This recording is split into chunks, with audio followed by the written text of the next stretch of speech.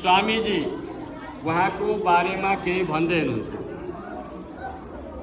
जगद्गुरु श्री प्रणवानन्दजी महाराज स्वयं शिव अवतार हुनुहुन्छ।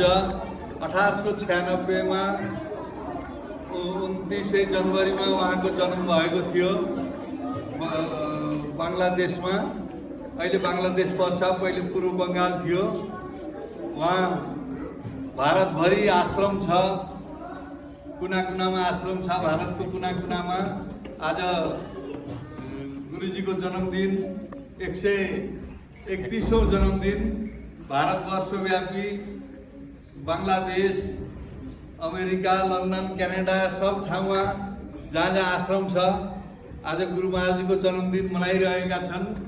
आज नेपालमा पनि हामीले मनायौं।